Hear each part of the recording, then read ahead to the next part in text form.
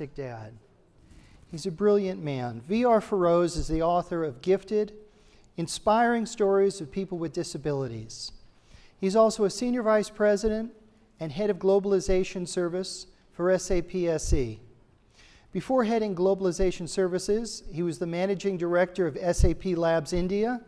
At 33, Ferose became one of the youngest chief executive of a global multinational corporation in India, a post he held for over 5 years. He lives here with his family in Palo Alto, California. Please put your hands together for V.R. Ferose.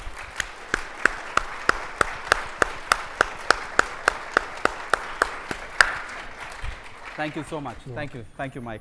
Do you mind if I'm somewhere here? Is that okay? I just like to walk and talk, and I like to have a little bit of water with me.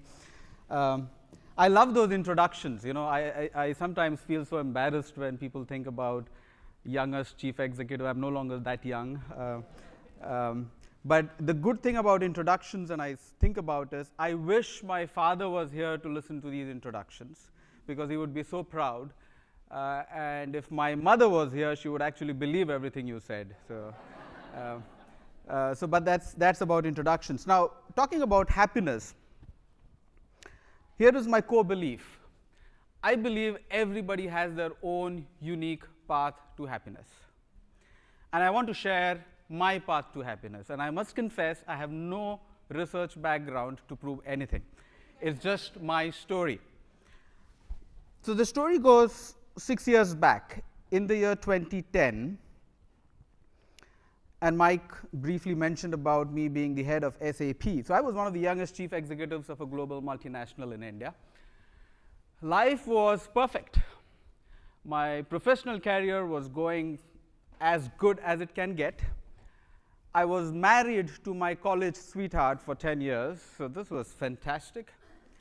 I had a son whose name is Vivan, who was at that time 1.5 years old, looking perfect. This is like what textbook talks about a perfect family. Great career, you married your loved one, you have a baby, everything looks perfect. And then life changed. Life threw a curveball that changed our lives, me and my wife is here, forever. When my son was around 15 months, we figured out that he was showing some signs of being different from other children of the same age. The first thing we noticed was he was not speaking. And a lot of times my parents said, you know what, he's a boy, he will speak later, that's okay, don't worry about it. Then we saw that he was doing things which was not very common. He was looking at the fan, he was doing repeated tasks. And then we said, let's go to a doctor.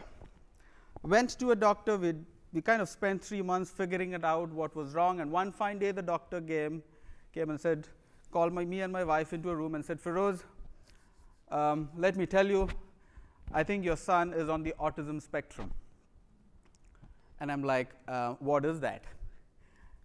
So me and my wife went back home, didn't speak much. We had figured out by then what it was. Like every other tech guy, I did a Google search, what is autism, right?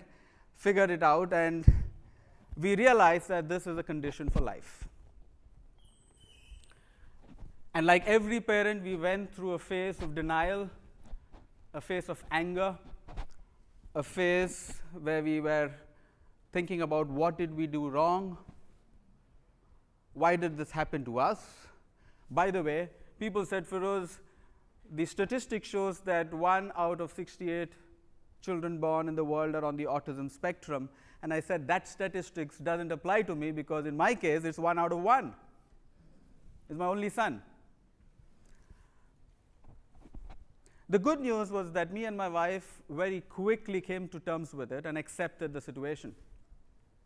But I think there was one thing that changed my life. There was a phone call that I made to my mentor, Dr. Kiran Bedi. She's one of the most renowned and most respected women in the country. I happen to know her very well. And I made a phone call and I said, ma'am, here is the bad news. And she used to consider me as my son, and Vivan, my son, as her grandson. And she said, and I made this phone call and I said, I have bad news for you. I think Vivan is on the autism spectrum. And she said something that changed my life. She said, Ferose, most people live their entire life not knowing what their purpose is. You are incredibly fortunate because the purpose has found you. You are smart, you are intelligent, you have the financial means, you have the network. Please use this opportunity not just to make a difference to your son, but hundreds and thousands of children like him.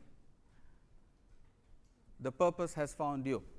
Here is what happened. I had no clue what to do. I didn't know where to start. And the bad news was I was in India, in a country where autism was not considered a disability, which means there were no funds from the government, which means there were no special ed schools, there was nothing. And I had no clue what to do. And what I thought was, I'm not a doctor, I can't solve this problem. I'm a tech guy, maybe technology is the answer to this problem. I called my friends, I shared it with many of them, and some of them said, Ferose, let's do something with tech. So on the weekends, on Saturdays and Sundays, when the office was empty, I was heading a company with 4,000 engineers. On the weekends, the whole campus was empty. We said, why don't we invite mothers of children on the spectrum, parents with children on the spectrum, call them on a weekend. We will do something on the weekend to teach them how to use technology to make a difference with children on the autism spectrum.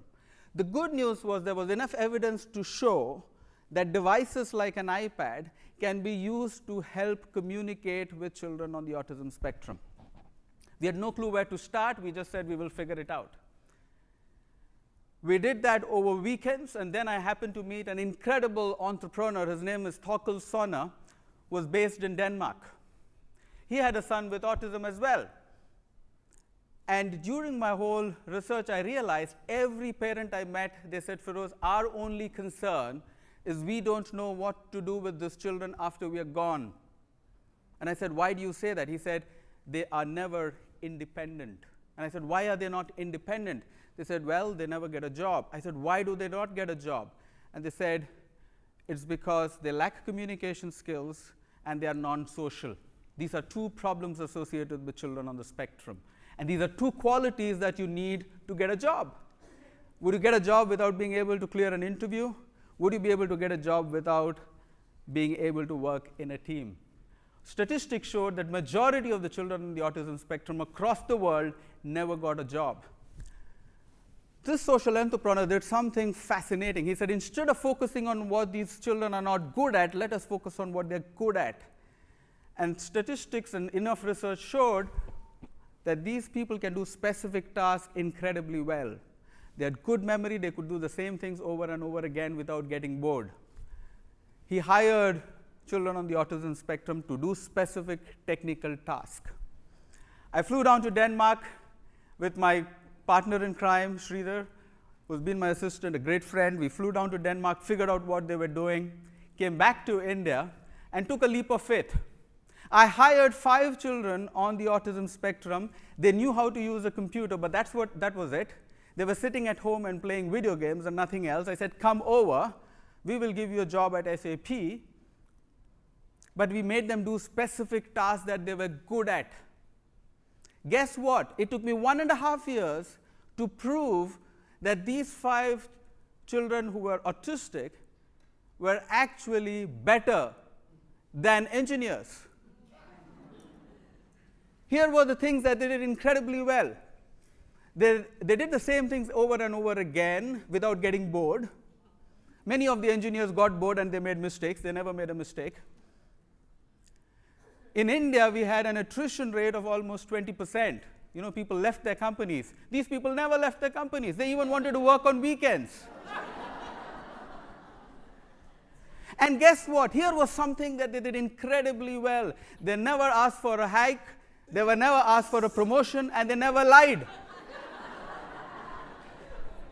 And I was like, if we could hire people with bad attitude, why wouldn't we hire people who are actually better than engineers and would stay with us forever? Guess what? I was invited to the World Economic Forum at Davos to speak about an idea that can change the world. It is 5 minutes to pitch an idea. I spoke about the business benefit of hiring people on the autism spectrum. CNN carried my story, my speech of 5 minutes verbatim all over the world. And to make things even better, our CEOs were there. And the CEO said, Ferose, is this real what you've done in India? I said, yeah.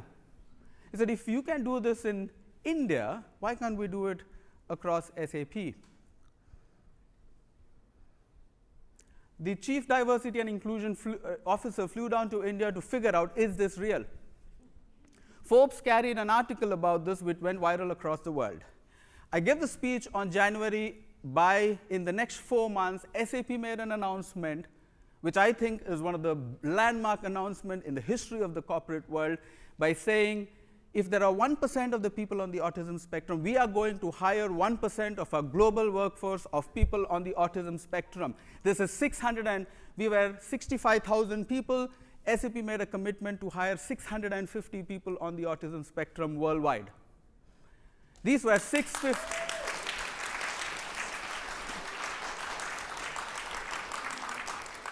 I wrote the press brief, and we made this announcement at the largest technology event in the world. And when people read this press brief, people said, this is a tech event. Why would anybody carry this story? Guess what? We made the announcement on a Tuesday. On a weekend, I got a call from the Chief Diversity and Inclusion Officer in Germany saying, Ferose, we've got more media coverage for this story than any other story in our 40-year history.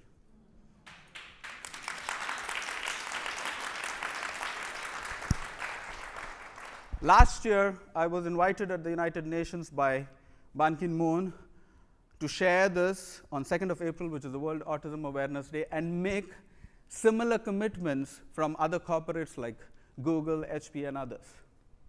This year, in the month of April, it became an official Harvard case study. Ladies and gentlemen, here is my take on happiness. My core belief is true happiness is when you shift from success to significance. When you shift from taking things for yourself to giving things for others. When you shift from wanting to earn $1 million to making a difference to 1 million people.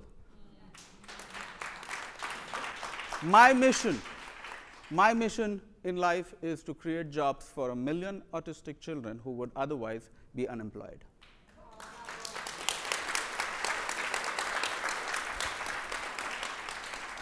Here is my final take. When people ask me, Ferose, how do you define happiness? Here is my core belief. True happiness is when you accept what you can't change and change what you can't accept. Thank you so much.